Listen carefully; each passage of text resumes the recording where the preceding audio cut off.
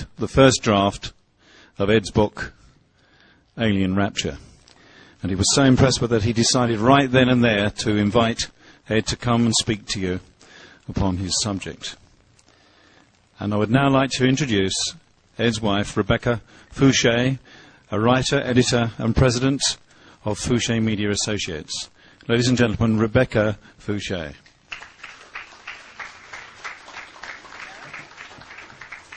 Hi, everyone. Can you hear me? No. All right, all right. I just wanted to take a minute to introduce my husband to you. Okay. He has told me on many occasions that he trusts me unconditionally. And this morning, I had an opportunity to discover just how much when I had the bright idea of introducing him to you. And not only did he, after just a moment's hesitation, agree to allow me to, he also did not ask me what I planned to say, which I thought was pretty incredible. Okay? Ed and I met on a blind date. And on the first date that we had, we talked for hours. And at the end of that time, I remember telling him, "You are glib."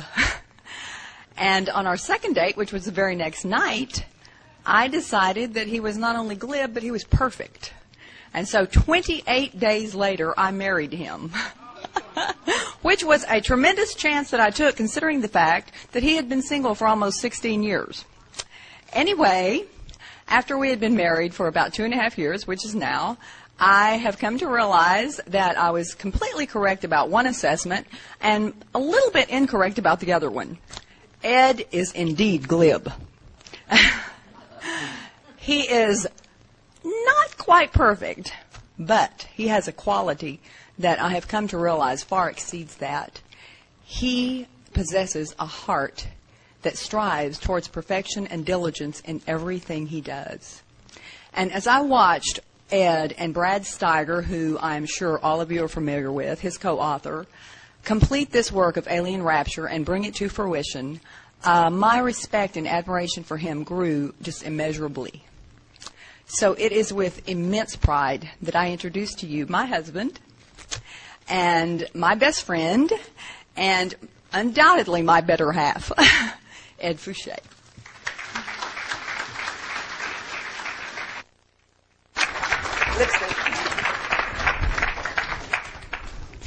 She always marks me with her lipstick. You bet.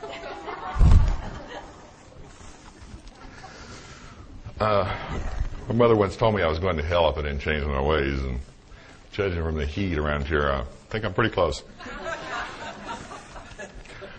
My name is Edgar A. Fouché. I'm here to speak about secret government technology, reverse engineering of alien artifacts, and the top secret MJ12 committee, which I write with my author, Brad Steiger. Brad, as you know, has published 143 books and has 15 million copies in print, which is pretty incredible. Before I'm through, you'll know exactly what the Flying Triangle is, the one that's been sighted around the world.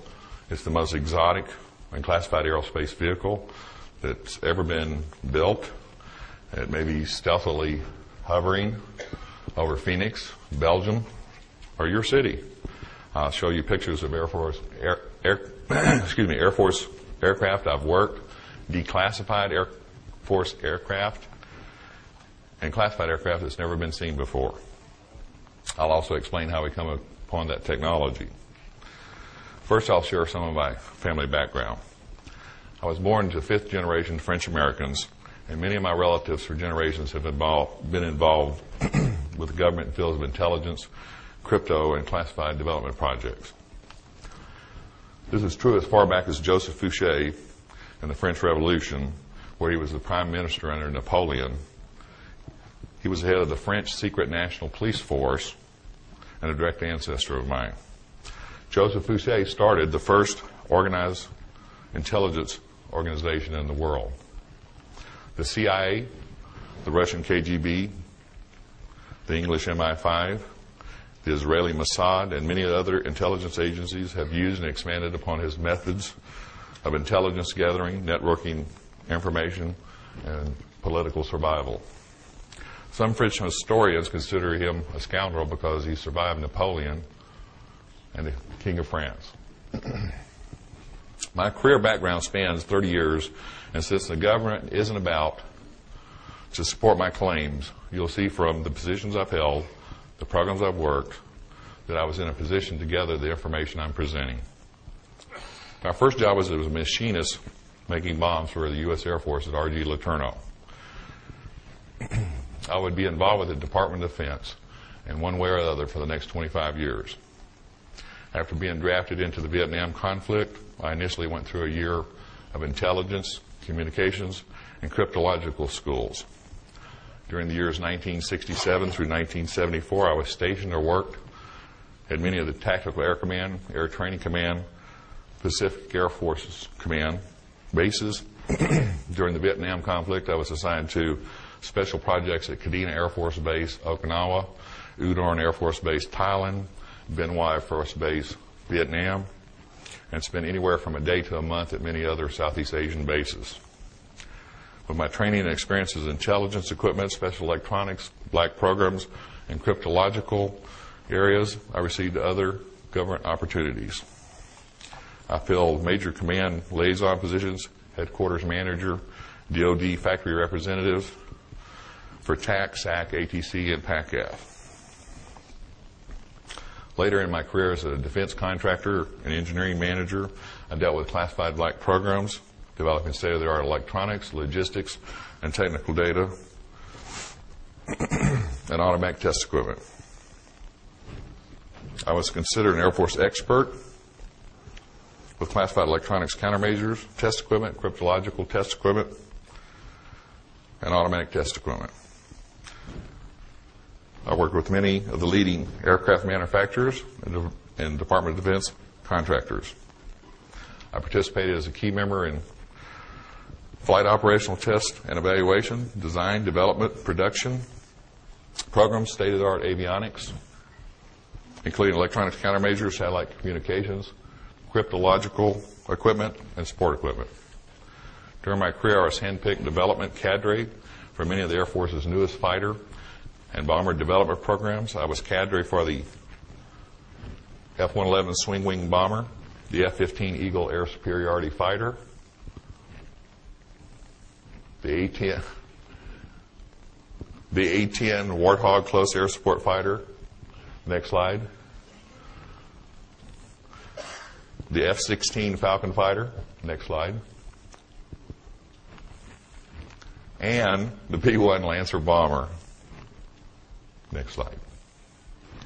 Other research and development programs I've worked as far back as the 70s are still classified top secret. I received over 4,000 hours of technical training from the military and the government, about which of half was classified. This is a picture of the Boeing F-22 Raptor, air dominance fighter. My involvement with black programs developing stealth aircraft is still classified. I am perhaps the only person who has actually worked at top secret Groom Lake Air Base within Area 51 of the Nellis Range and written about it and can prove it. I spent 20 years working directly for the U.S. Air Force and DOD agencies. That's a F-117 at Groom. Followed by another 8 years as a defense contractor manager. My last position for the Air Force was Strategic Air Command Liaison. As a defense contractor manager, I performed as engineering program manager and site manager for DOD contractors involved in classified development, logistics support, and electronics engineering. I am now CEO of Fouché Media Associates, which I run with my beautiful wife, Rebecca. I'm also the inventor of NeuroSync Mime, a behavior modification software using hypnotic entrainment and subliminal messages. I wrote Alien Rapture The Chosen in 1994 and 95 after my last trip to California, New Mexico, and Nevada. I undertook this trip to do research for Alien Rapture, which included a meeting with 5 close friends who agreed to release confidential information to me and discuss their closely guarded personal experiences. Also interviewed other contacts who had worked classified programs, such as SR-71 pilots and engineers on black programs, and others who had flown classified development aircraft to gather information on UFO sightings and contact. At this point, I was blessed with teaming up with a great man and a great writer, Brad Steiger. He's a great friend also. I had decided to get out of the defense industry as I felt the fraud, waste, and abuse was rampant both on the government and contractor sides. I wanted to work for myself as a writer and develop my own ideas and products. So far, I've been a terrible boss. I've worked myself incredibly long hours with no benefits and a meager salary. Who were the 5 friends and co-conspirators, I like to call them, and a host of others, you might ask? The first friend was Gerald, a former NSA National Security Investigator and TREAT team member. TREAT stands for Tactical Reconnaissance Engineering Assessment Team. I think some of you call them Men in Black. He worked for the Department of Energy and the National Security Agency. This was his cover, but ultimately the National Security Agency controlled all his movements and everything he did. His job required him to watch employees with top secret and Q clearances and other classified clearances at the Nevada test site, the Nellis Range, Los Alamos, Sandia, and many other bases.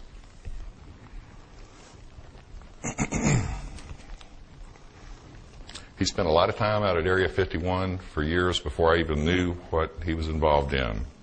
This is where previously the most classified aerospace testing in the world took place. You may know it as Groom Lake, Watertown, the Ranch, or Dreamland. He was found dead of a heart attack a year after our last meeting. The second friend, Sal, was a person who worked directly for the National Security Agency with Electronics Intelligence, or ELINT, and became a defense contractor upon his retirement. The third friend, Doc, was an SR-71 spy plane pilot and a U.S. Air Force test pilot at Edwards Air Force Base. The fourth friend, Dale, and I were in the service together during the Vietnam conflict, and I've known him since the early 70s. His father worked for the NSA for over 25 years, and he's the one that sent me the MJ12 documents. I'll discuss the MJ12 documents last. The fifth friend, Bud, was a DoD contractor, electronics engineer, worked top secret development programs dealing with electronics countermeasures, radar homing and warning, ECM jammers, and infrared receivers. He retired as a program manager and later died of a brain tumor within 30 days after his symptoms appeared.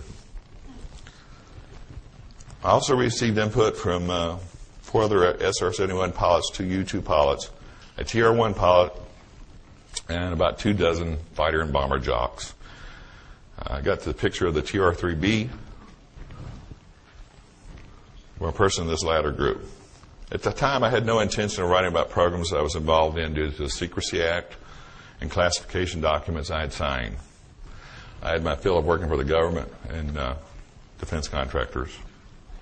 However, it bothered each of us that we'd had experience with unusual phenomena, extremely advanced technology, and witnessed unidentified aerial contact that had not been previously reported. As we sat at a table in a dark corner of the Silver Dollar Saloon in Las Vegas, discussing our experiences and swapping knowledge, each of the group of 5 assured me that they trusted me enough to write about their secrets and protect them.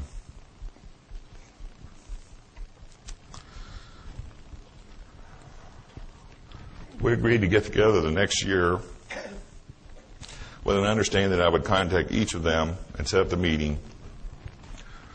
In the meantime, I wrote down all of our notes and their input and their contacts from other friends about unusual phenomena and their personal sightings.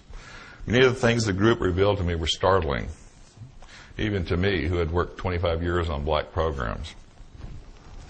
I used the information to piece together the story now titled Alien Rapture: The Chosen. I'm going to share some of these secrets and unusual phenomena with you this afternoon.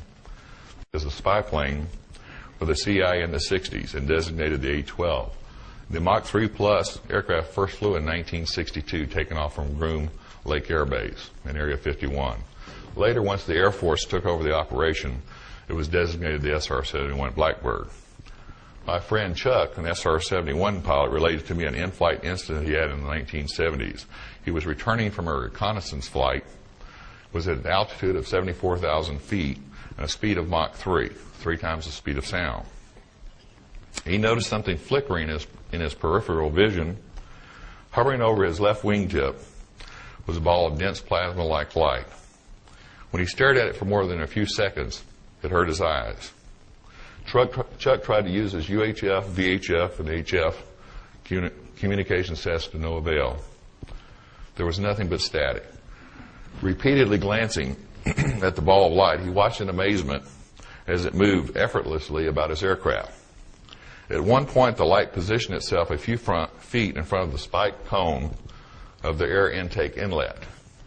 The enormous amount of air rushing into the engines should have sucked in and shredded almost anything in its path, but the light orb was mysteriously unaffected. The light, he noted, acted in a curious manner, if something inanimate could act in a curious manner, or act in any manner at all. It moved from time to time to other parts of the aircraft, staying until his approach to Beale Air Force Base, California. It was inside of the air base when the plasma ball finally pulled away from the aircraft in a wide arc at ever-increasing speeds. Of course, after reading his incident report, his operations commander told him never to speak of this incident. When Chuck related the story to me, he was absolutely convinced this plasma ball was controlled by some form of intelligence. I have over 24 stories from pilots of similar incidents with UFOs and plasma balls.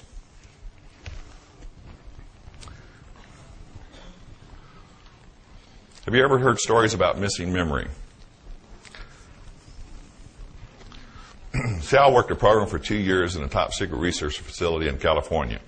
At the end of the program, he started having flu-like symptoms. And after several days of worsening symptoms, went to his company doctor. His company prescribed some medication and sent him home for 2 days. On the 3rd day, he woke up and couldn't remember where he worked or who he worked for. He called his brother. His brother, in a panic, called up the company. The company informed him that his job had been terminated because his contract had run out. Sal was the SR-71 pilot I spoke of earlier. To this day, and I can't say to this day, I haven't heard from Sal in 2 years.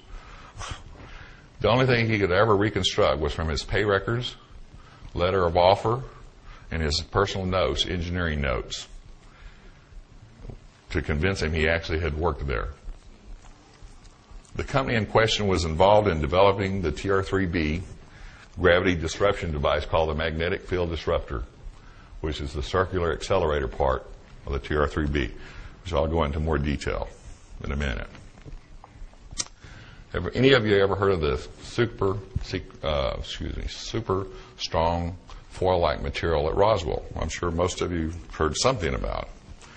Another friend who worked for General Dynamics in Fort Worth described a program in which he worked a plasma accelerator in the mid-60s, researching gravity warping techniques. He is a physicist by education and trade. This was his first top-secret program. He described a foil-like material, much like that discovered after Roswell crash. He described the foil as 12 layers of material less than 10,000ths of an inch thick. It was as flexible as a plastic trash bag, but virtually indestructible to piercing, burning, or cutting, which you've probably all heard before. Here's what you haven't heard. In order to cut the material used for the project, the material was supercooled, a large electrical charge was applied to polarize the molecular structure, and a laser cutter was applied in order to cut this material. Large ribbons of this material were used to reinforce the accelerator, which contained the mercury-based plasma that they started researching in 1965. The plasma was cooled to superconductive temperatures, rotated at 45,000 revolutions per minute, and pressurized at 150,000 atmospheres. This would be considered state-of-the-art technology even today, some 30 years after he worked the project. 33, okay. Yeah. He related that the project achieved this objective. Instruments and test objects placed within the center of the accelerator showed a 50% loss in weight attributed to the reduction in the gravitational field. You'll hear a little bit more about this technology when I address the TR-3B and the magnetic field disruptor. From 1973 through 1976, I was home base at Edwards Air Force Base. It is near Lancaster, California, and even nearer the San Andreas Fault. Edwards has a long history of secret technology and experimental aircraft. It's a shame that's not clear. That's a B-2 stealth aircraft. It's a beautiful picture. The YB-49 was flown in 1948 at Edwards Air Force Base, which looks a lot like the B-2 stealth bomber. The XB-70 was first flown in 1964 and looks a lot like the new top secret SR-75 the Air Force says doesn't exist. Edwards is the home of the U.S. Air Force Test Pilot School and is responsible for flight operational test and evaluation of the Air Force's newest aircraft. It hosts a number of tenant organizations, including NASA and a Jet Propulsion Laboratory facility. I worked the F-111 Swing Wing Bomber, the F-15 Air Superiority Fighter, the F-16 Fighter, the A-10 Close Air Support Attack Aircraft, and the B-1 Stealth Bomber. I was involved with these and other classified development programs when they were just a gleam in some pilot trainees' eyes. One night, a longtime friend of mine and I were standing on top of the Fairchild A-10 hangar at Edwards Air Force Base. It was 2 a.m. and a perfectly clear night with millions of stars visible to the naked eye. This was a very common night at Edwards. I noticed a group of stars we were looking at seemed to be shifting in color. And at the time, I could name quite a few constellations. I'd just taken an astrology course, and we definitely knew what the Big Dipper was. I made a C in that course, I think, or a B. So I pointed out to my friend that the three stars near the Big Dipper in triangular formation were not supposed to be there. We watched as the strobing stars shifted in color from a bright blue to a reddish yellow. After a period of about 20 minutes, we could tell that the objects weren't stars because they were getting larger. This was somewhat unnerving. It was further unnerving when the space in between the stars started blocking out the stars in the background. We decided it probably was a top secret Air Force vehicle of some type. Still, we weren't sure. At the time, I didn't believe in UFOs. And that's the honest truth. The vehicle had gone from half the size of the Big Dipper to twice its size in a half hour. It had moved from the west to the east towards Edwards Air Force Base. About that time, we could make out the silhouette or outline of the triangle. The lights, or possibly exhaust, flared brighter and vanished in an instant from the sky. This experience wasn't my first sighting, but it was one of the few where I had a witness.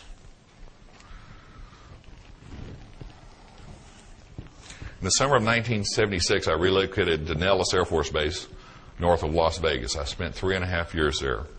I worked primarily with the F-15 electronics countermeasures and automatic test equipment. I'd heard rumors of air bases located in the desert at places called Mercury, Indian Springs, and others that didn't even have names at the time. Before the fall of the Berlin Wall and the collapse of the USSR, no one talked about their classified work experiences, nor did we repeat rumors of top secret technology or aircraft. Most of us who had top secret clearances never even told our wives what programs we were working, or where we were going. I once spent 6 months in Vietnam while my wife thought I was at a classified school in Denver, Colorado. The military in a court of law has actually denied the existence of classified Air Force Base inside the Nellis Range, out in the Nevada desert, within Area 51. Don't you know the plaintiffs and the lawyer were surprised to hear this? But that's another story. I was one of the few personnel at Nellis who had top secret clearance with crypto access and was certified on specific NSA cryptological equipment. I was certified on the Mode 4 IFF system for aircraft also, which uses encrypted codes.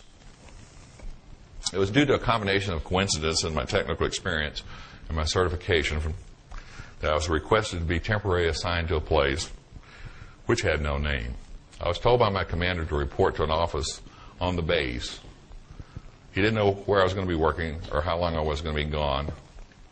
And he was pretty ticked off at me because at the time we were fielding the F-15 electronics countermeasures equipment, and it was critical. And I think to this day he remembers that. I left the first Monday morning at 4:30 a.m. before sunrise. We boarded a blue Air Force bus with the windows blackened out. There were 28 other people on the bus in the first trip, including 2 security policemen with M16s and a bus driver. There was only one thing said to us for the whole trip. When we got on the bus, they told us, do not speak. And when the bus closed the doors, he repeated, do not speak unless you're spoken to. Well, if you ever had an M16 pointed in your direction, you don't talk. So we just, and it was pretty bad because the windows were, you couldn't see anything. And eventually this fine silted dust started coming in the windows and you knew you were out in the desert. In the 1950s, the government started building the super secret Groom Lake facilities for the CIA's U-2 spy plane. It's located in the north central part of the Nellis Range and designated Area 51. Construction of the facilities continues even to today, except mostly at Papoose and south of there. The SR-71, the TR-1, the F-117, can you back up one slide? Don't you know when it was really dark, a lot of people thought that was a UFO? Okay, next slide. And the B-2, that's not a B-2, that's an SR-75. We're tested at Groom. Now the top secret SR, back up just one for a second. Now the top secret SR-75, the SR-74, now next slide, and the TR-3B are operated there. Many of these aircraft have been misidentified as UFOs. When we reached Groom, the bus had pulled into an aircraft and they shut the doors. The security policemen dispatched the regular workers to their jobs. I was escorted to the electronics building with a sergeant who had an M16. I'm going to tell you something you've never heard before, and every person that comes after me that tells you they worked at Groom, I want you to ask them about this. Because no matter how much technology you work, or how many times you talk to people, you forget things. But you never forget discomfort. I was given a pair of heavy glasses to wear which can only be described as looking like welder's goggles. There is no peripheral vision. They have polarized lenses, and anything past 30 feet is blurred. It's like looking through your shower glazed glass. If an M1 tank barrel had been pointed at me at 50 feet away, I wouldn't have had a clue. But that's exactly how they work. The whole time I was there, some 10 consecutive days first time, followed by numerous follow-up visits. The routine was the same. Leave Nellis Air Force Base before sunrise and return after dark. Only once did I get a glance at the whole base.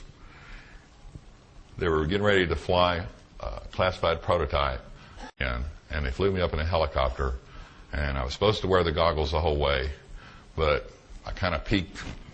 I kind of shifted around, like you do one of these things. So I actually got a look at it from the air.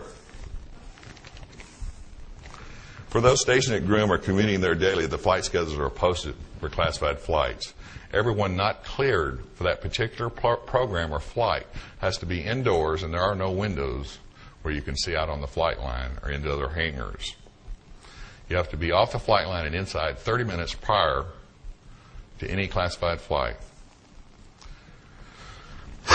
As you know, a couple of thousand personnel are flown into Groom and Papoose and other facilities that they've now moved further south every day from McCarran Airport and Las Vegas and Edwards Air Force Base. Many people drive in from Tonopah that live north of the range. Other people commute through Mercury and Indian Springs from Las Vegas. While at Groom, I made contacts. Later met them again at Nellis Air Force Base or around Las Vegas over time and became friends with them and stayed friends for many, many years. On my third day of the job at Groom, I had to remove a module from a multi-bay piece of satellite communications equipment used to support special mission aircraft. I noticed while inside this bay checking out the wiring, I contained a steel unit about the size of a large briefcase.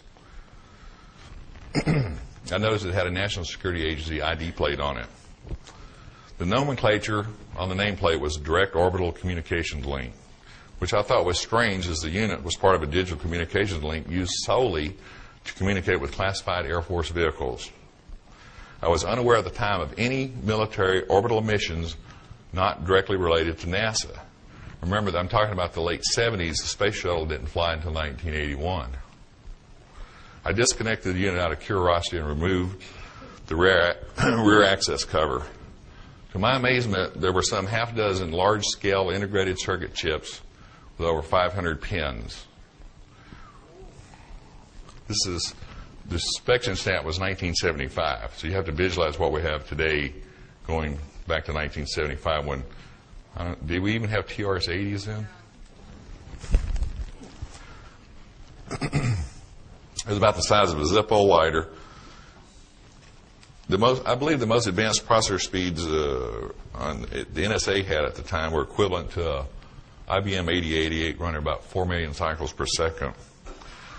There was for any of you all familiar with technology, this processor ran at 1 billion cycles per second, which is about 4 million, a billion, 250 times greater. Yeah, I think that's about right. I haven't figured this out. But the reason I knew it, the clock speed was 1 billion cycles per second. There was a clock synchronization jack on the back of this unit, a BNC connector, which was labeled. And I had a frequency counter, and I actually measured it. And I couldn't even working on black programs at the time, I couldn't imagine something that ran at 4 billion cycles per second when they didn't even have an Apple II Plus with 48K memory out there. And we had these clunker IBMs that were like 4 bays that only ran at 4 million cycles per second. Yet we had this one circuit card with modules on it. It's incredible if you know even the slightest bit about technology. In the Groom mess hall, I heard words like Lorentz forces, pulse detonation, cyclotron radiation, quantum flux transduction field generators, quasi-crystal energy lenses, and EPR quantum receivers. I'm not going to talk about quasi-crystals. I want to make a prediction. Quasi-crystals is the key to everything you wanted to ever know about how they got here. And that's all I'm going to say about it now. Except one of the quasi-crystals is the hydrogen crystal. I wrote down everything I saw, heard, and touched in my log every night. But as you would expect, the food was great, but it had to be. There was no cable, no alcohol, and no women. So everybody got fat. Later back at the base, my routine went the same, and I also had a part-time job at the Silver Dollar Saloon and Casino that Bill Ladd owned up until a few years ago and may still. I ran their security for him. I had this NSA friend, Gerald, that I mentioned previously. You may have forgot. He's the one that watched the people with highly classified jobs at the Nellis Range, the Nevada Test Site, and other areas around the Southwest. He was in a supervisor position and was way up in the NSA. But he liked the field jobs. He didn't like staying up around Fort Meade or any of the other places those guys in three-piece suits hang out. But his primary job was watching the people at Groom and the Nevada Test Site, where at the time they were still doing underground atomic tests, exploding bombs. He happened to mention a vehicle that was boosted into orbit and returned to land in the Nevada desert. It was an unmanned reconnaissance vehicle that took off from a B-52 bomber and used booster rockets to place it in temporary Earth orbit, low Earth orbit, for the purpose of taking reconnaissance pictures. I really thought he was feeding me a lot of bull at the time. And he said, this vehicle is remotely piloted and communications are made via the docile system at Groom. I'm not usually too slow, but it didn't hit me until he repeated, direct orbital communications link, DOCL. Bingo, the light bulb went on. I had seen a piece of the docile equipment at Groom, the one with the large chips in it. These are old pictures of the virtual reality lab at Brooks Air Force Base, where they developed the software to fly these classified, and by the way, they call them IPVs, independently piloted vehicles, not UAVs or RPVs on the black programs.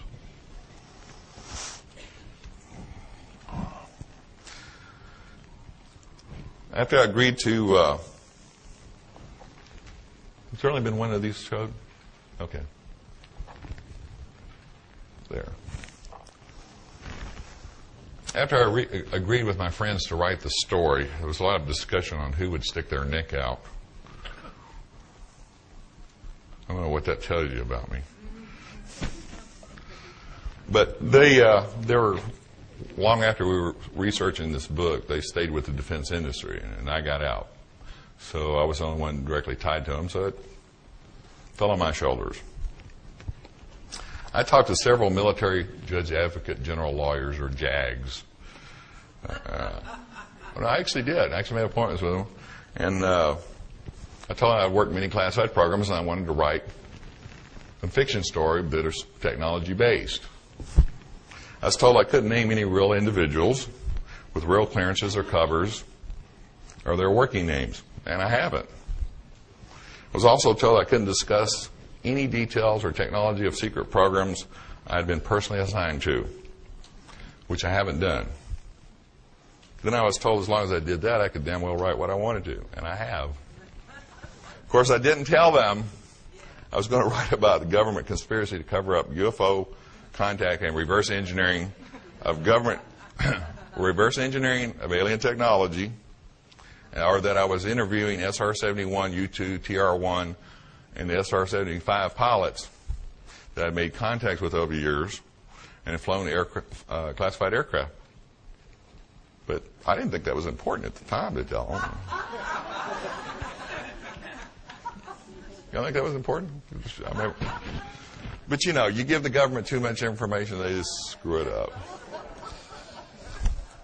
In the summer of 1992, the five friends and I, there were 6. See, when I run out of 5 fingers, I just get confused. I had completed my notes from our first meeting interviews. On my last trip to Nevada in 1994, without benefit of my friends, I wanted to use some information from some other retired military friends and cross-check my facts. Everything I've written about in alien rapture, I've got from at least 2 sources. I have a lot of stuff that I haven't written about, and I probably won't, that I couldn't verify. And every one of these sources, I either knew directly for 20 or 30 years, had worked black programs, or only talked to their closest friends that they had also known for many years. We did not talk to one person that somebody hadn't known for at least 15 years. We didn't want any strangers appearing with information. We only trusted our closest friends. Bud, one of my co-conspirators, had informed me he had a cancerous tumor and was going through some serious depression. He died 30 days. It was just incredible. He found out on a Thursday that he was having numbness and dizziness. Went to the doctor, found out 3 days later he had a cancerous tumor, and 29 and a half days actually later, I talked to him the night before he died.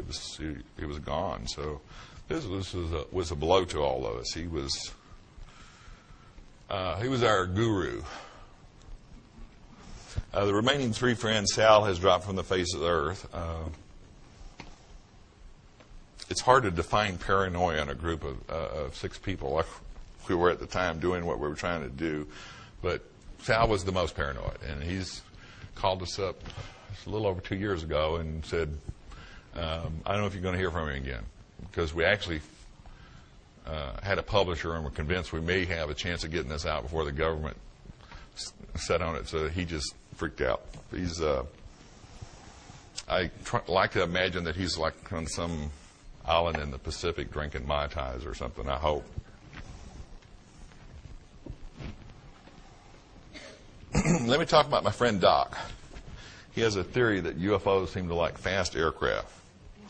This SR-71 pilot, Doc, was stationed at Kadena Air Force Base, Okinawa, where the SR-71s were and on the SAC side of the base back in 1973. In fact, I think they still are. I was there last time in 81. While flying back across the South China Sea from a reconnaissance mission, he encountered a shadow over his cockpit. Doc said his avionics systems went totally haywire and he felt the aircraft nose down slightly, which can be dangerous at 2,000 miles an hour or 35 miles per minute. When he looked up, he was so startled that he almost panicked immediately.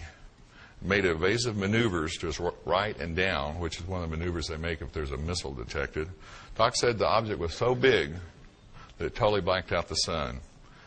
His estimate was it was 250 feet to 300 feet across. It was oval in shape, but he wasn't sure of the exact shape because there was a shimmering halo of energy surrounding the vehicle. About 3 minutes later, and some thousands of feet lower, the vehicle reappeared on his left wingtip.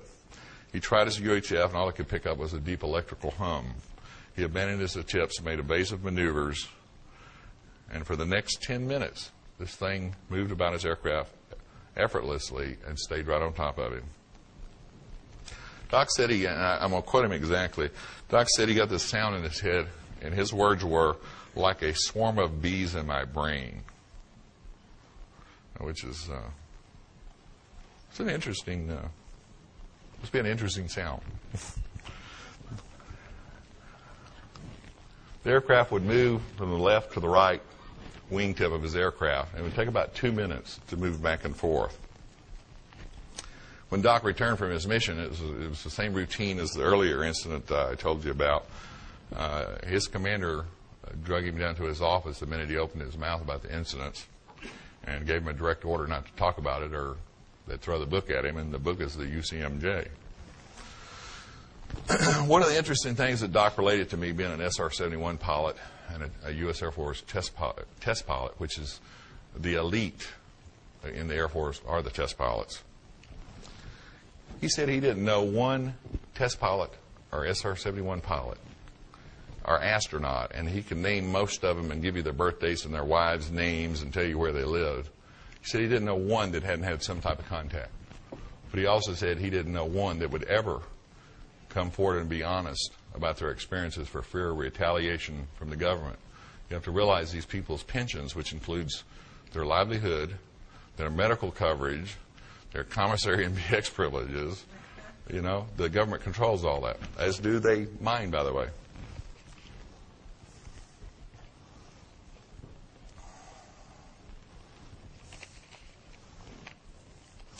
Doc had a friend, Dave, who was kind of a righteous kind of guy. He didn't drink or smoke, and I've met the guy. He kind of rubs you a little, but it's people that are too perfect make those imperfect people a little uncomfortable, I guess.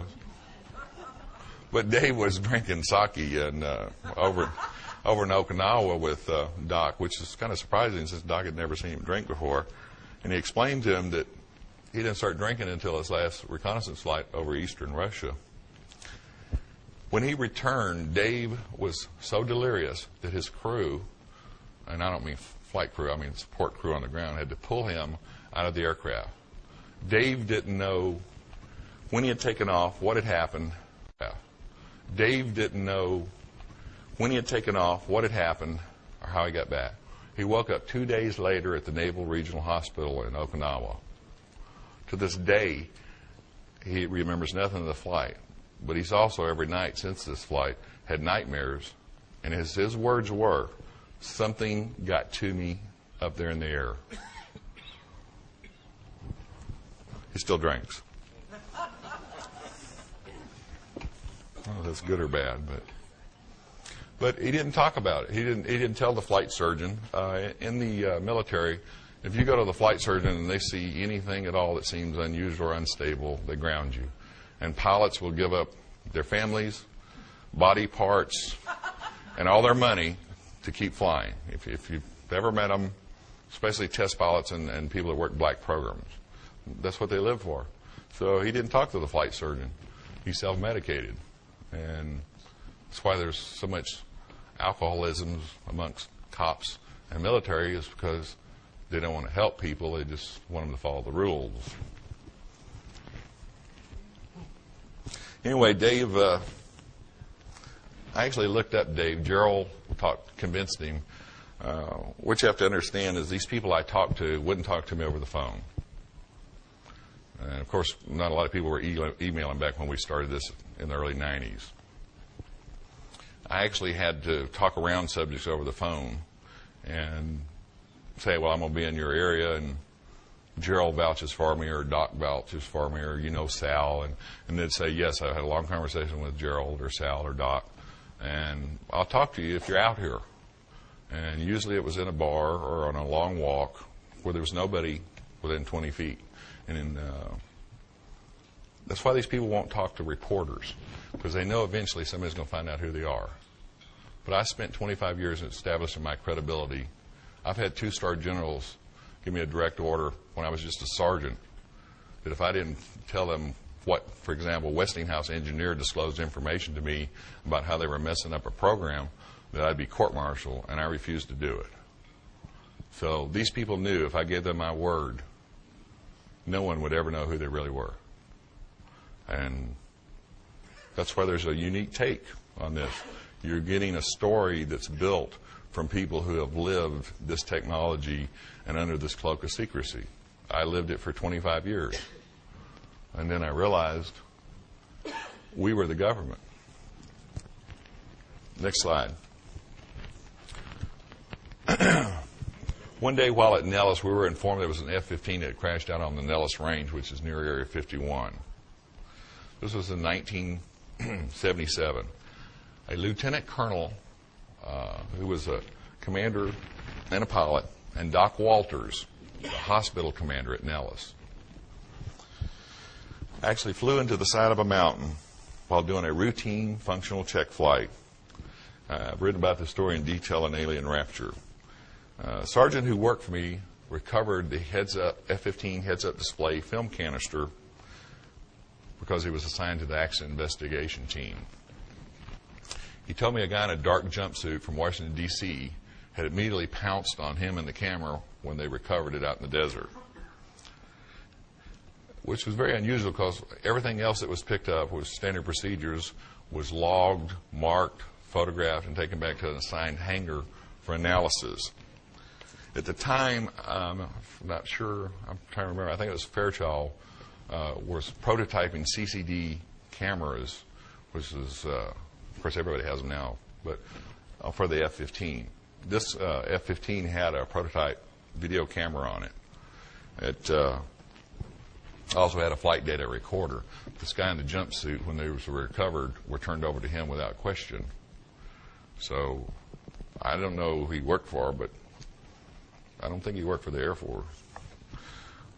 A couple of weeks after the crash, Gerald, and in fact, it's funny because the first time I ever met Gerald was at the Silver Dollar Saloon, and he didn't drink, but people with security clearances under a lot of pressure tend to drink or have other problems, and that's why he watched them. But Gerald had told me that Lieutenant Colonel, who was the pilot of the F-15 that had crashed, along with Doc Walters, radioed the Nellis Tower, and it said, and his words were, and I write everything down so I can quote other people instead of being glib. He said, this extremely large thing is over my aircraft. Right on top of him, he screamed to the tower.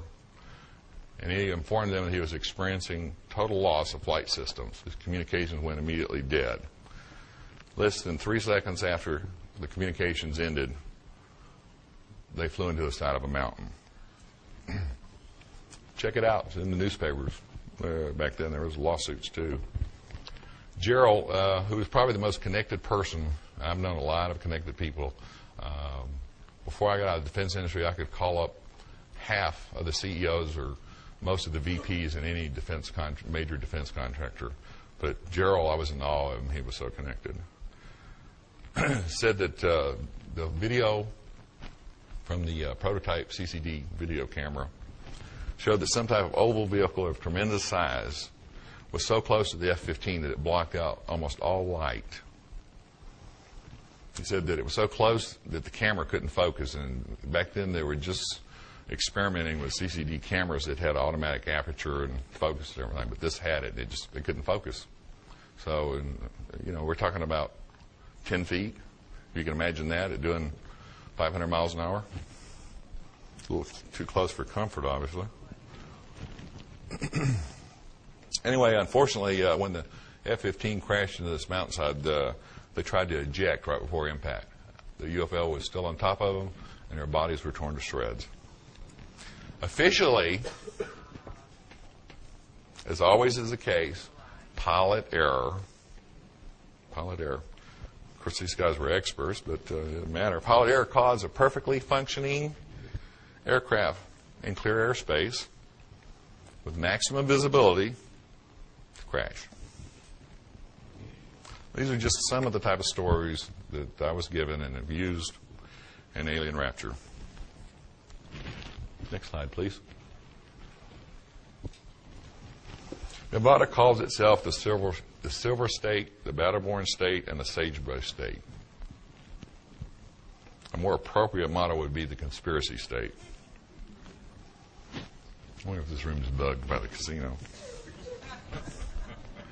Of 111,000 square miles of land in Nevada, over 80% is controlled by the federal government, the highest percentage of any state in the union. If it were not for the gaming industry, the federal government would be the largest employer, with 18,000 military and another 20,000 government contractors working at places like the Nevada Test Site, the Nellis Range, the Fallon Naval Air Station, and the Tonopah Range, and the aerospace industry. And by the way, you'll probably hear this eventually with somebody that comes forward, but the Nellis Range is not the most classified facility. Area 51 or Groom Air Base is not the most classified facility in Nevada, and neither is the stuff around Papoose. EG&G provides classified research, development, and services for the military and government. EG&G supplied the technical and scientific support for nuclear testing and energy research and development programs. EG&G provided large diameter drilling and mining and excavation equipment for underground and mountainside facilities. They built these hidden bunkers, mountainside hangars, and vast underground facilities at Groom, Papoose, Mercury, and other places in Nevada. These facilities and observation posts are extremely well camouflaged. In fact, I keep wanting to tell you these little anecdotes, but I'm afraid we'll run out of time if I do. But we'll take some questions here. In 1972, EG&G was granted an indefinite contract called Project Red Light to support the DOE and military. It gave them responsibility to assist in recovery of nuclear materials in cases of mishaps and to provide aerial and ground security. Gerald said that they were also responsible to the DOE and NSA and the MJ12 committee, whether or not you believe in that, for reacting to sightings of UFOs and crashed vehicles and recovery of alien artifacts, as they're called. Okay, so now you say, what's going on today? The Hillary platform, the Avro saucer, that's the Hillary platform, the Avro saucer, and the Northrop wings were aerospace vehicles where advanced technology, which emulated UFO characteristics, were tested. See the date that was flown? 1948? And everybody thinks the B-2 stealth bomber is just, kind of funny. It looks a lot like it. Dr. Paul Hill, a lot of you probably read his book. He's now deceased. There's going to be a lot of that going around. Was a UFO investigator for NASA for over 30 years. Everything he wrote in his notes was classified top secret, and he couldn't publish it. But his book got out because his daughter published this manuscript. If you want some more technical information, I suggest you read his book too. Lockheed's Advanced Development Projects Division, known as the Skunk Works, developed the A-12 for the CIA. What's really funny is 30 years after they built the SR-71, it broke the land speed record from L.A. to New York in 1 hour and 4 minutes. And it still didn't fly its max classified speed or altitude. Area 51, the Groom Air Base facilities, has a 6-mile long runway, the longest in the U.S. The Department of Defense and the CIA used it for the Air Force's most exotic vehicles. You ask why a 6-mile-long runway? Well, up until the SR-75, the vehicles that came after that, you need a runway with high takeoff speeds because they also have very high landing speeds. They have 75-degree or more radical swept-back wings, but the newer vehicles don't need long runways. So they've moved out of groom. My sources estimate that up to 35% of SDI funding was siphoned off to provide primary expenditures for the Air Force's most secret black program ever, which started in 1982. For those that haven't already figured it out, the Aurora program is not a vehicle. The Aurora program is a code name for the ongoing project to research and develop advanced aerospace vehicles. And there have been a number of them, and we'll get to that. For the last few years, high-tech buffs have speculated at least one new and exotic aerospace vehicle existed, the SR-75, the first operational Aurora program vehicle, went operational after 2 years of flight testing in 1989. The top-secret SR-75 is a hypersonic strategic reconnaissance spy plane called the Penetrator. It is a mothership, which I'm getting into here. Hypersonic speeds, by the way, start at Mach 5. The SR-75 replaced the SR-71. Now, this thing's been flying operational for 9 years. This is old technology. The new SR-75, I call it new because it's new to a lot of people, is capable of positioning anywhere in the world in less than 3 hours. It carries multispectral sensors such as optical, radar, infrared, and laser. The SR-75 far exceeded the classified military speed and altitude records of the old SR-71. The SR-75 has attained altitudes of over 120,000 feet and speeds exceeding Mach 5 or 5 times the speed of sound. That's over 3,300 miles per hour. From takeoff to landing, the 75 can make a round trip from central Nevada at the time to northeast Russia and back in under 3 hours. I suggest if you're hurried, don't take the Concorde. Can everybody read that in the back? It's 162 feet long and 98 feet wide. The belly stands 10 feet off the ground. I know, Gerald was 6'5", and with his 2 methane and LOX fueled high bypass turbo ramjet engines are housed under each wing. Now, I'm going to skip to the next slide because I'm running behind. So you have to buy the book to read what I skipped. The SR-75 and the daughter ship SR-74 were built by Lockheed Advanced Development Company, which everybody knows as Skunk Works. And the SR-74 daughter ship is called the Scramp. It's kind of cute, huh? But it stands for Scramjet and Rocket Propulsion. The Scramjet is a supersonic combustion ramjet. Gerald and one other source witnessed the first flight of the SR-75 with the SR-74 piggyback out of Area 51 before my friend Glenn Campbell moved in up there and scared them all off. It was sitting piggyback the SR-75. And he said, I guess it was back as early as 1975 that he knew that they were developing the SR-75, which is pretty incredible. I guess it took them 12 or 13 years to get this thing flying right. So it must be some pretty good technology. The SR-74 can't take off from the ground. It has to be on top of the SR-75 above 100,000 feet altitude. Then it can attain orbital altitudes. The Scramp launches ferret satellites for the National Security Agency that weigh 2,000 pounds or less and measure 6 feet by 5 feet. But as you can imagine, the old satellites that were big as a van, you can pretty much now make one about the size of a briefcase. So you don't need booster rockets.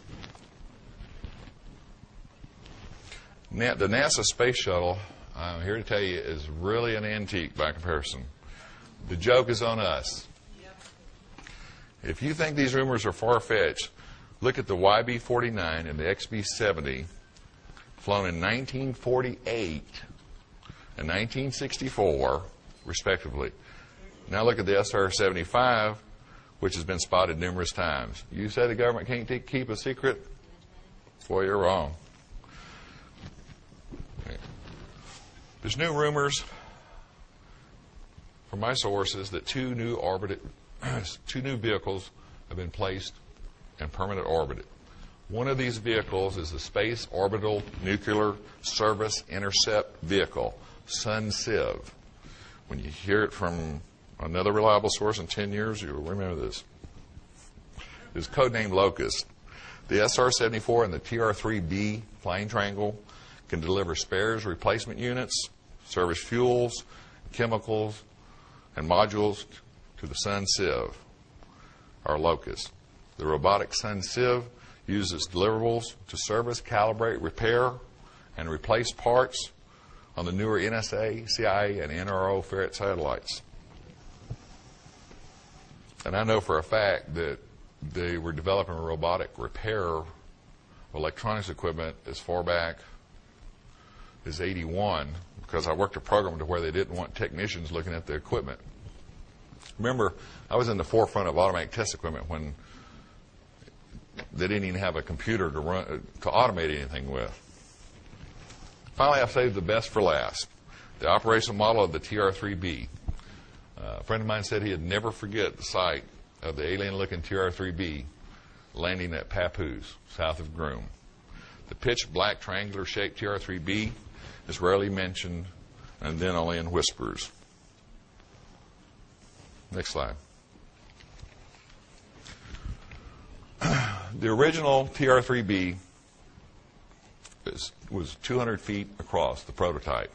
It was codenamed Astra, and I was just informed by Jeff Rentz when I did his radio show that Astra has connections all the way back to the Indian flying vehicles several thousand years ago, which is interesting. They codenamed it Astra. The tactical reconnaissance TR-3B first flight was in the early 90s. The triangular-shaped, nuclear-powered aerospace platform was developed under the top-secret Aurora program. By 1994, there were $3 billion-plus operational models. The operational model is 600 feet across. This flying triangle is not fiction. If you don't believe me, ask the tens of thousands of people who have now spotted one version or another of it, from Belgium to England. Ken can tell you about people that have seen it in England to Arizona. The TR-3B vehicle's outer coating is reactive to electrical radar stimulation and can change reflectiveness, radar absorptiveness, and color. The polymer skin, when used in conjunction with electronic countermeasures and ECCM, can make the vehicle look like a small aircraft, flying cylinder, or even trick radar receivers into falsely detecting a variety of aircraft, an aircraft in another location, multiple aircraft, or no aircraft at all. The circular plasma field accelerator ring, called the magnetic field disruptor, surrounds a rotatable crew compartment. It's far ahead of anything you've ever imagined as far as technology. Sandia and Livermore Laboratories developed a reverse engineered MFD, and I believe the government will go at any lengths to protect this technology. But you're not going to be able to build one of these from what I tell you, nor am I. So the government will go to any lengths. Believe me, the plasma in this accelerator is mercury-based. It's pressurized at 250,000 atmospheres at a temperature of 150 degrees Kelvin, superconductivity, and accelerated to 60,000 revolutions per minute to create a superconductive plasma with the resulting gravity energy. The MFD generates a magnetic vortex field which disrupts and neutralizes the effects of gravity on mass within proximity by 89%. Do not misunderstand. This is not anti-gravity. Anti-gravity you can use as a propulsive force. The mass of the circular accelerator and all the mass within the accelerator, such as the crew compartment, avionics, MFD systems, fuels, environmental systems, and nuclear reactor, are reduced by 89%. This causes the effect of making the aircraft extremely light and able to outperform any aircraft yet constructed, except, of course, those we didn't build.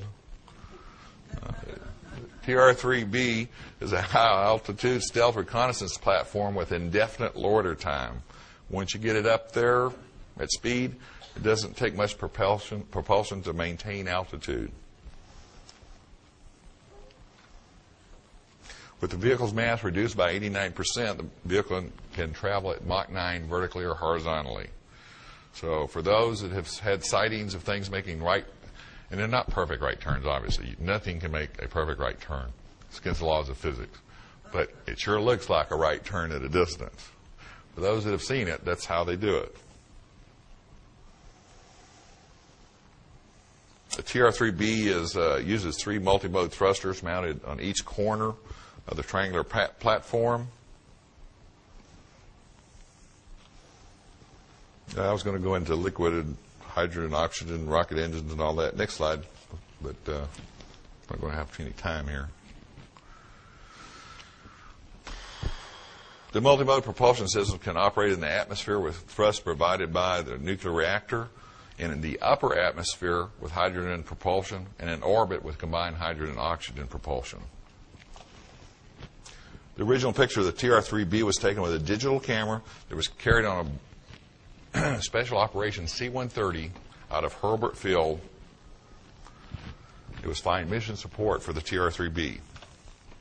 The current picture, by the way, that was developed with 3D Studio from that digital picture hangs in the black vault at Lockheed. That's all I can tell you about that. Minimum of 4. Next slide. That is a C-130, by the way, that he was flying. Many sightings of UFOs are not alien vehicles, but top secret TR-3B, other Aurora vehicles. Next slide. That was the original digital picture. Next slide. I do have 25 minutes? Okay, I'm skipping along. So.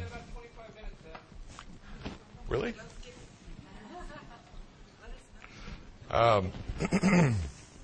There's a lot of confusion, like the Aurora program being an aircraft. There's also a lot of confusion. I had this discussion with a pilot that was telling me that a TR-3B had to look like a TR-3A. That used to be the case, by the way. The TR-3B was modified. The TR-3 was a concept vehicle. Was modified to the TR-3A, which looks like a flat jelly bean, batwing shaped vehicle. I believe Bill Sweetman in the Aurora book pictured it. But the TR-3B has nothing in common with the TR-3A. That doesn't look anything like what Bill Sweetman pictured. And then there's a Tier 2, 3, and 4. There's also a TR-3C. And then there's Tier 3 minuses and Tier 3 pluses. And every one of these are distinctly different vehicles. And the government has done this. It's their shell game with nomenclature. So if you see a TR-3A and you see a TR-3B and you start comparing, you didn't see the same thing. And if you have heard from somebody a nomenclature and you're comparing, yeah, that sounds like the TR, you mean your TR, then it doesn't match up. Sneaky, aren't they? Before Gerald died, we had a long conversation. He was sure he had documentation that could prove the existence of reverse engineering of alien technology. We talked about a lot of things, but I don't know. I've published just almost everything that was given to me or passed on to me. I don't know what else he knew. He was obsessed with quasi-crystals, and I'm not even going to get into that because I'm not a physicist and I don't understand that. I also believe that Colonel Corso, do you like that picture? Whoever can really figure out what it really is, I'll buy you a Coke. You ever seen a convertible aircraft? Leave it there for a second. Can everybody see that?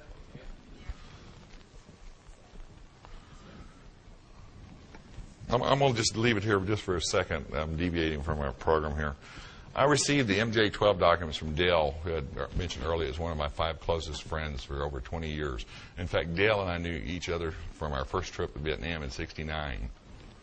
His father now has been, before he retired, put in 30 years, almost 30 years with the NSA, and transferred over as a military officer.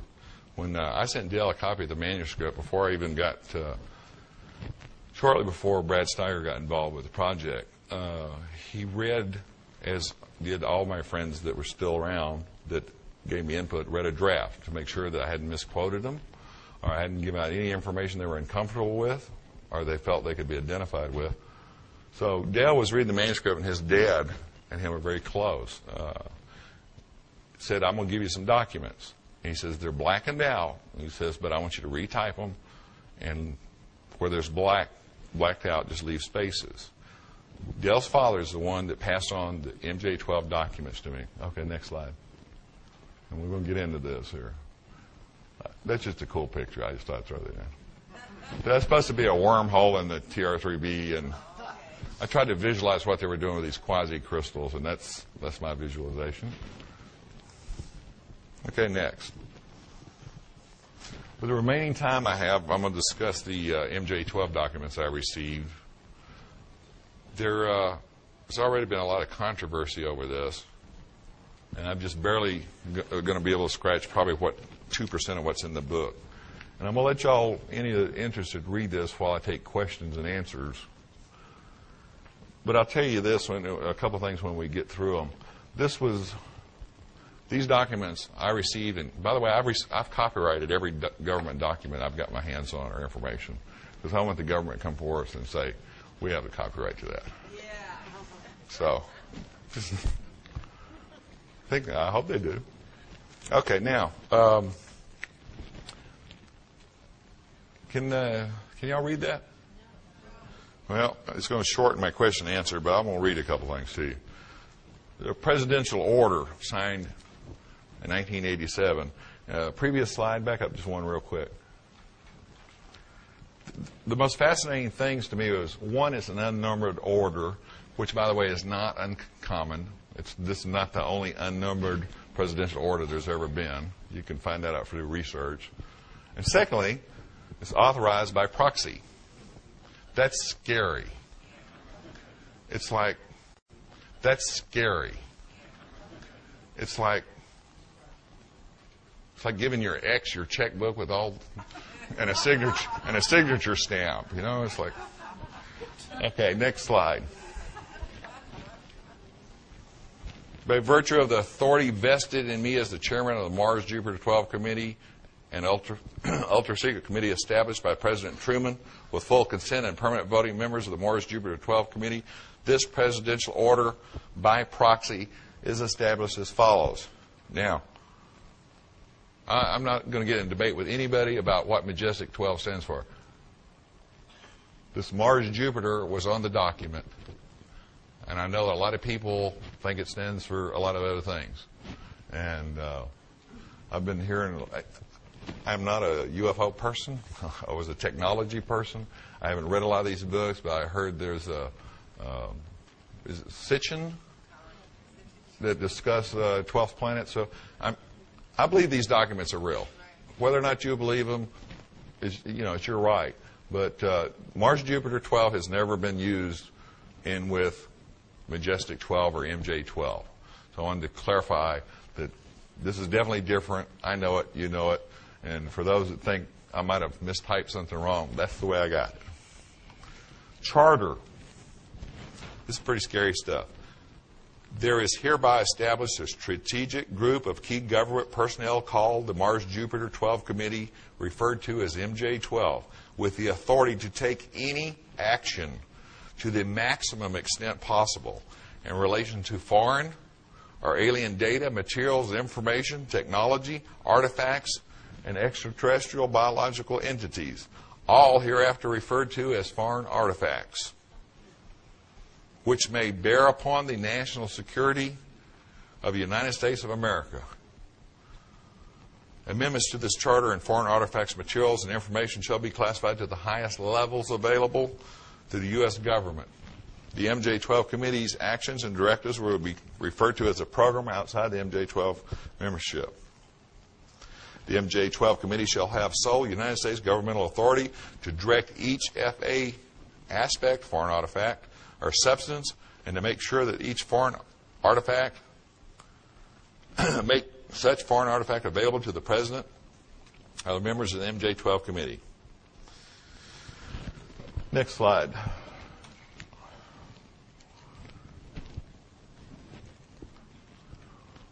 The several departments and agencies of the government and Department of Defense, as identified by the MJ12 committee, shall be notified by department directive to consider any foreign artifact as highly classified and alert DoD Foreign Technology Division immediately upon occasion of any incidents, happenstance, or encounter with foreign artifact.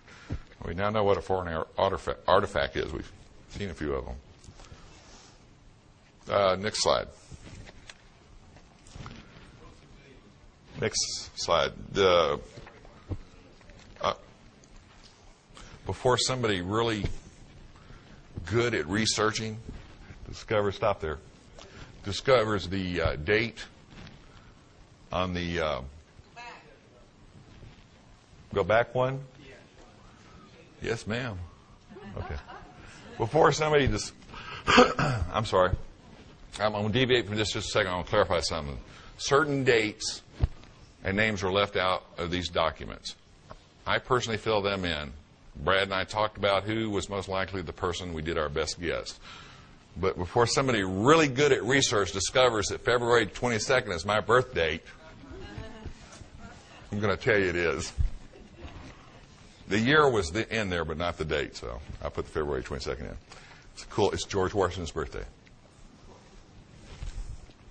Now, the original MJ12 documents presented by Brad Steiger, Stanton Friedman, and Shandera, I think I'll get the name wrong, but referred to an attachment D, or autopsy report.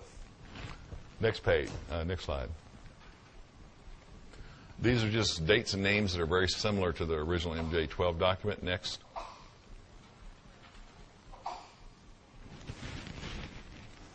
The purpose of this preliminary postmortem examination is to determine the cause and manner of death, the origin of the entities, and the type of biological life form. We're not going to get to the meat if we don't move through this general stuff. Next one. This basically talks about unidentified debris, where it was crashed, who was there. Next slide.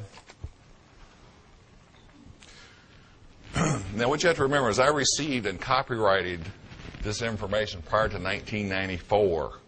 This is before Corso ever wrote his first draft. It is before the alien autopsy film was known about, even by Tim Shawcroft, who I just did a video interview with last night, and they were the first to publish the alien autopsy. All this was copyrighted before anybody knew anything about things that have come since. And this is another thing that validates these documents, at least for me. One is the fact that they discussed that all the bodies were identical. And trust me, when the military says identical, we're talking identical. I'm not going to read the details because there's some highlights I want to get into. Next slide. You're talking about the covers. Don't go back, but on the previous page, at the end, it said a dark, coarsely textured, flat, black, seamless, almond-shaped apparatus covers each eye with no apparent attachment points. For a lack of better description, eyeglasses or sunglasses come to mind. Perhaps their apparatus is an aid in distance viewing, blocking harmful solar radiation, enhanced spectrum detection, low light or infrared vision, or some other unknown use. Again, I'll make a point of this. Before Corso wrote about seeing these funny lenses, before the alien autopsy, y'all have seen it, remember them peeling off these little black lenses for everybody that says aliens have black eyes. Well, these guys have been hanging around Hollywood because they're wearing shades. Okay? They are not their natural eyes. They have some type of lens. all this was copyrighted prior to 1994. We have documentation. We can prove it to anybody, just like I did the Brits. When they asked me if I could prove I did all the jobs, I said, I brought 200 documents. And it's all going to be on their film, by the way. So that, to me, it's just extremely fascinating to know that, you know, I got all the documents. I didn't even know what MJ12 was, by the way, when I got these documents. Color me stupid. I just didn't know. The other point, other than eyes, this has never been discussed. It's a shame we can't talk to the government people that did the alien autopsy so they could spread a little disinformation. It says tiny lines run horizontally from head to foot, much like record grooves, but smaller, and are only discernible through a magnifying glass or microscope. To me, the only reason you'd have something like that is if this thing was a manufactured being, which would also explain why they're identical, and for energy absorption of wide spectrum. And the other thing that, since we can prove this was copyrighted long before this other stuff, it says at the bottom, one large geo organ is present. How many of y'all remember on the cadaver of the alien on the alien autopsy, and they opened it up, and there was one kind of round organ in the middle that just looked like, you know, one of those stupid donut tires they put in your trunk that never work? So, I mean, here again you have my belief from my sources and documents that we copyrighted that the alien autopsy was done under the direction of the government. And it was done as close as possible to the real thing. Because the best lie is always the lie that's closest to the truth. What would convince you more? I mean, if they'd had a triangular-shaped being with 12 legs, and it's supposedly the real autopsy, or one that was identical to the real autopsy, except it had an extra finger. To me, the one with the extra finger would confuse people far more than a better-looking film of something really bizarre. By the way, psychological operations is an industry in the military. And there are thousands of people that work in it, and they're good at it. So I'm going to take questions, and you can put up the next slide for them to look at, because they don't want to look at me anymore. How much time do I have, or am I out? Okay. I promised you, if you wanted to ask a question. Yeah, but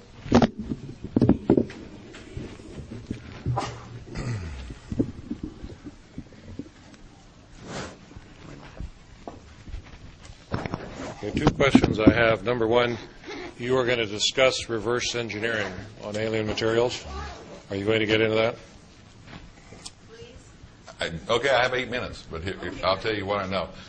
Gerald said that the guy that worked for him as a national security investigator was at Groom when they tested the accelerator of the TR-3B the first time. And it's probably one of the more fascinating stories I've ever heard in my life. They said they strapped down this 200-foot accelerator. He was explaining it. He says, imagine a really fat hula hoop with big weights around it where the superconductive magnets. They bolted this thing down with bolts that were 2 feet across into concrete. The chain links were 6 feet. I mean, if you can imagine a chain link out of steel.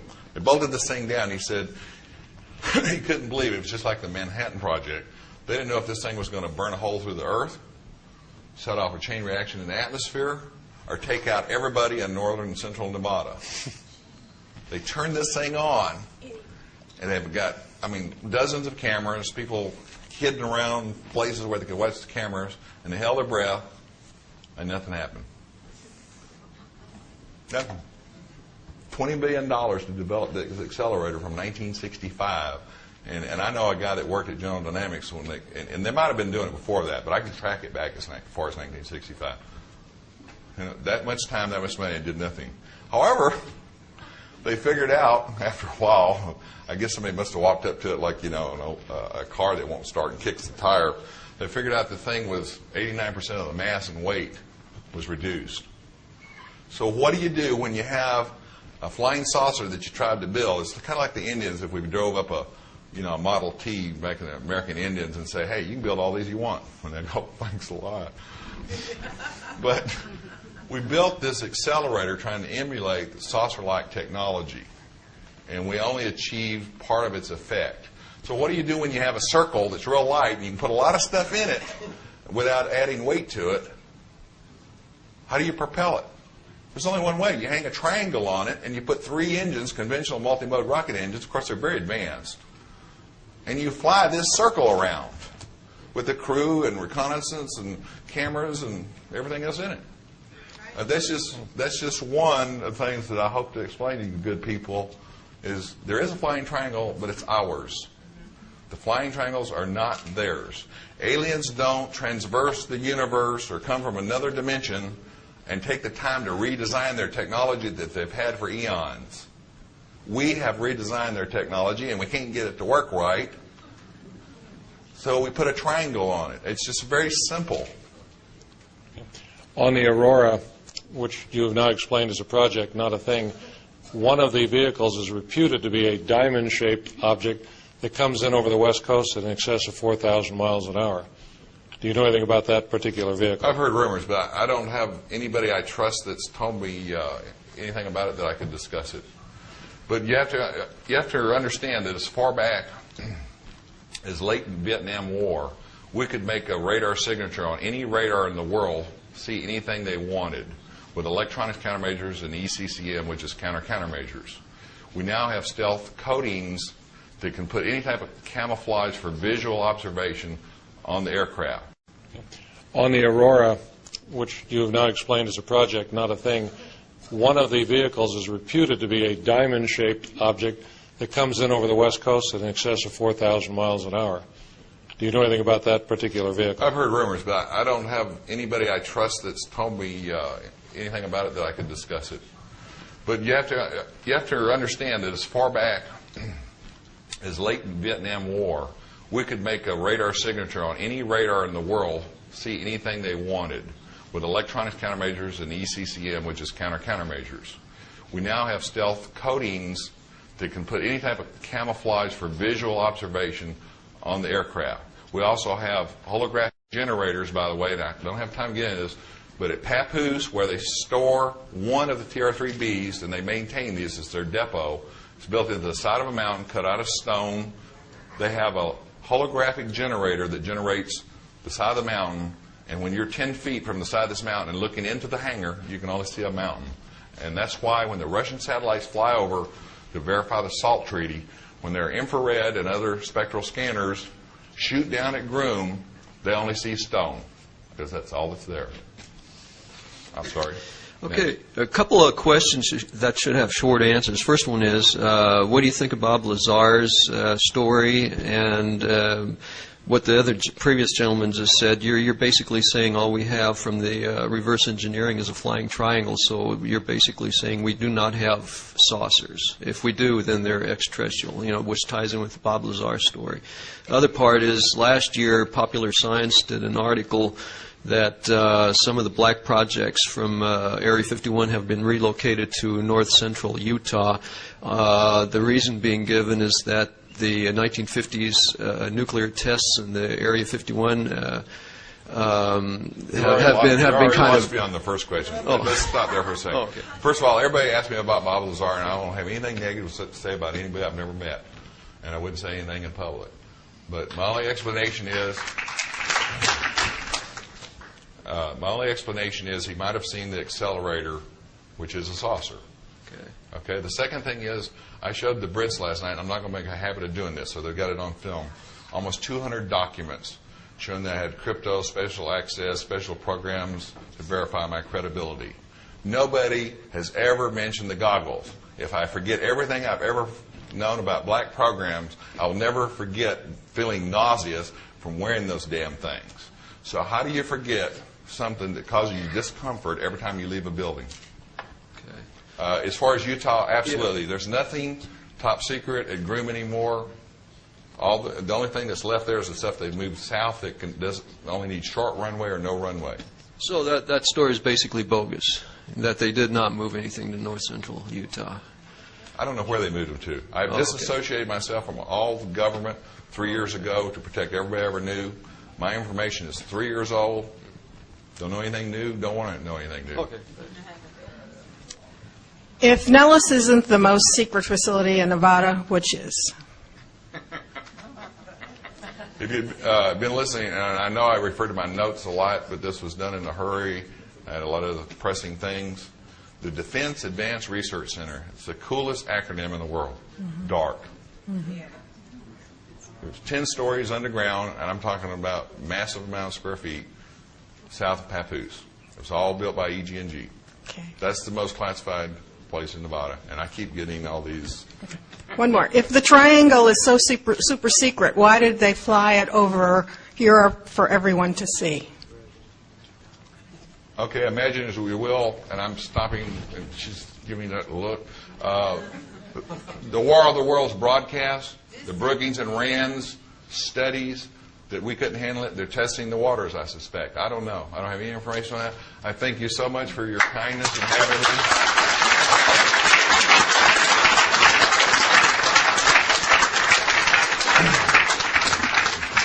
I'll be outside with cards that have webpage information, email, ordering information, and even a couple of copies of my CD on behavioral modification.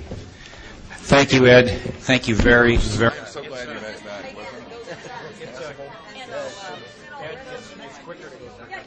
Here, could you back box of my slides and give me a pin for me? Yeah, we're right on it right now. Okay. Here. Real quickly, Ed, do any of the kindness. You betcha.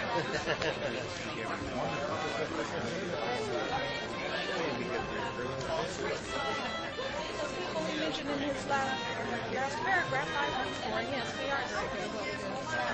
Huh?